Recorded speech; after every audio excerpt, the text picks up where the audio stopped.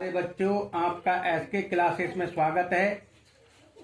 महत्वपूर्ण सूत्र आपका मंगलवार को मैथ्स का एग्जाम है, तो उस ऐप से उस वजह से मैंने कुछ फार्मूले महत्वपूर्ण सूत्र लिखे हैं। ये सूत्र डायरेक्ट पूछ सकता है एग्जामिनर, और इनसे संबंधित क्वेश्चन भी आएंगे।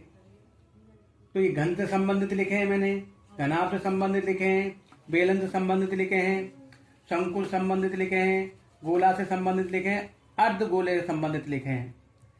इन यहाँ तक मानिए आप 4 नंबर का एक क्वेश्चन आएगा इन फार्मूलों से संबंधित, इन सूत्रों से संबंधित।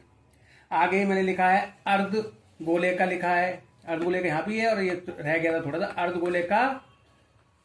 अर्धगोले का आयतन 2/3 पाई आर क्यूब होता है। वृत्त लिया है मैंने, फिर वृत्त की परिधि या परिमाप एक ही बात होती है, 2 पाई आर। वृत्त का क्षेत्रफल पाई आर स्क्वायर।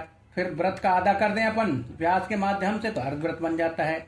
अर्धवृत्त का क्षेत्रफल पाई आर स्क्वायर बटे 2। अर्ध मतलब आधा, पूरे का ये है तो उसमें 2 का भाग दे दिया तो आधा आ गया। अर्धवृत्त की परिधि 2 पाई आर होती है पूरे वृत्त की, इसमें 2 का भाग दे, 2 कैंसिल हुआ, पाई आर रह गया।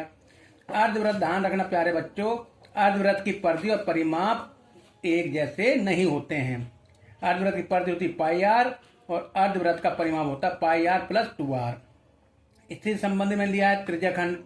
त्रिज्याखंड के लिए वृत्त इंपॉर्टेंट है, वृत्त में त्रिज्याखंड बनता है, इसलिए मैंने त्रिज्याखंड का हल्का सा डायग्राम बनाया है।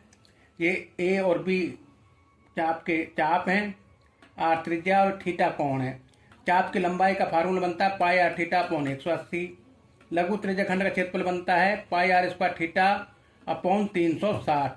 लघु के बाद दीर्घ निकालना चाहोगे आप, क्वेश्चन पूछ ले दीर्घ त्रिज्याखंड का, तो दीर्घ त्रिज्याखंड का क्षेत्रफल मैंने निकाला है पाई आर स्क्वायर। वृत्त के क्षेत्रफल में पाई आर स्क्वायर में से लघु त्रिज्याखंड का क्षेत्रफल लेस कर दें। या एक फार्मूला और होता है इसका, मैं लिख देता हूं, या पाई आर स्क्वायर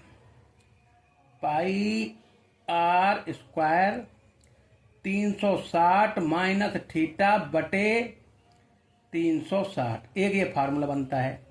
जगह की शॉर्टेज है इसलिए pi r square theta 360 minus theta upon 360।